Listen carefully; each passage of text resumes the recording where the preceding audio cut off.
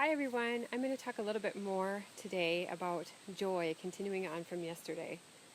And this angle is maybe a little bit weird, but this view is so beautiful with the sun shining through the leaves on that tree. I just had to try this because that's one of the things that gives me joy, is finding beauty in nature and sharing it.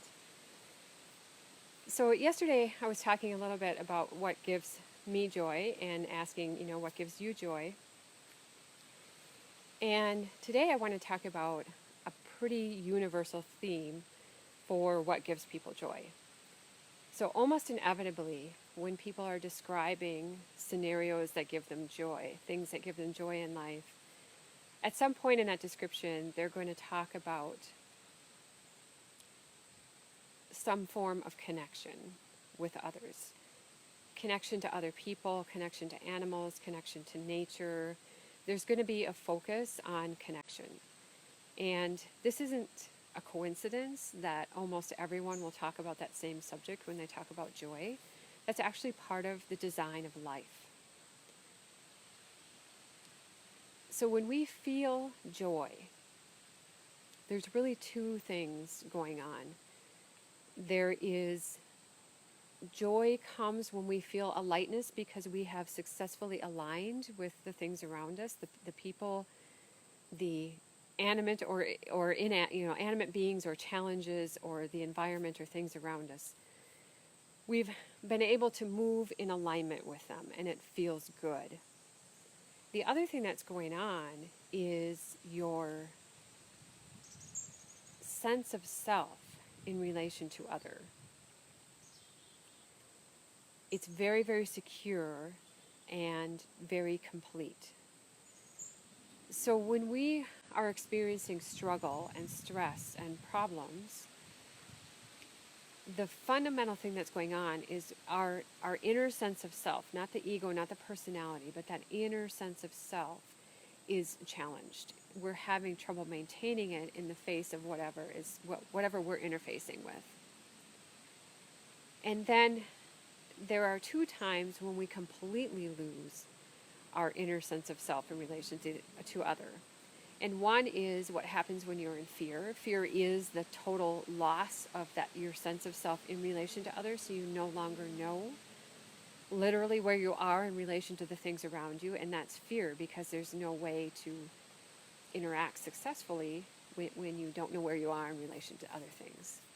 The other time is when your sense of self in relation to other is so complete and so secure and so strong that you have no need to have any awareness of it.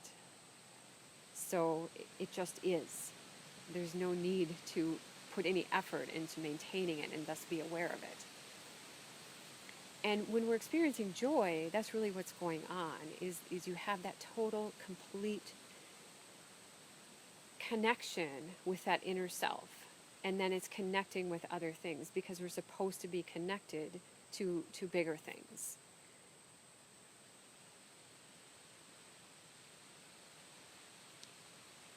The design, we're part of a system of energy. We're not isolated energetic beings, and you can't be, because energy intermingles with everything. So we're part of a system, an energetic system.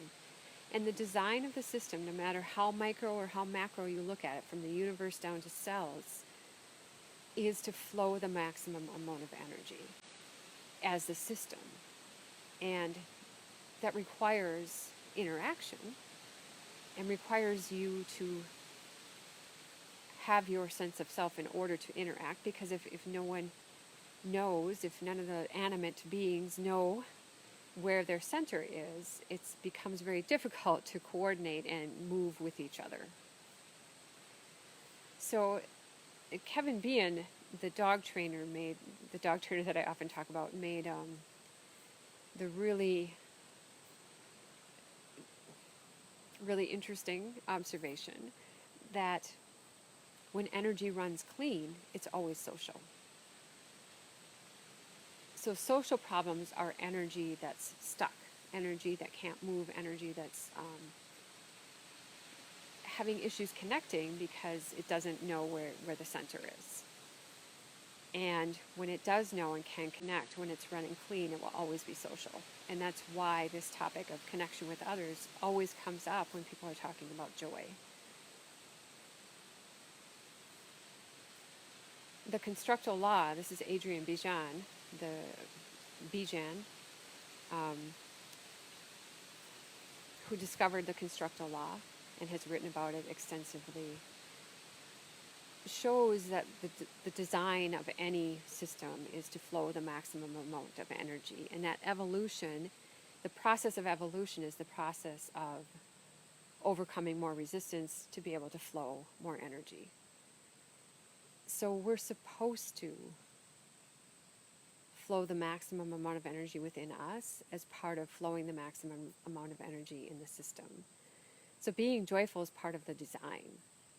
And emotions are energy in motion. They're the feeling of energy in motion, or not, or energy stuck.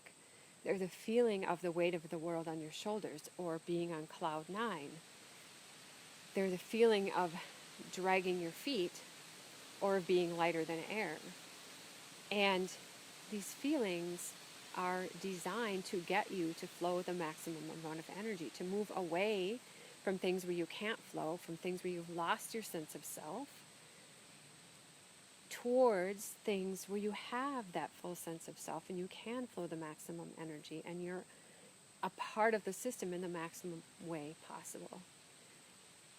So many of us grew up, probably most of us grew up thinking that the system works against us and we have to try and survive in spite of it.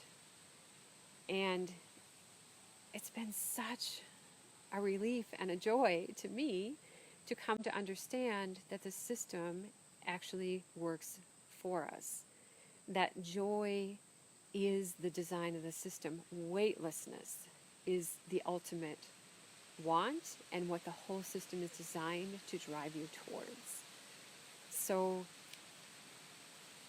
blossoming fully into all that you are is the design. You're supposed to do it in order for the system to work.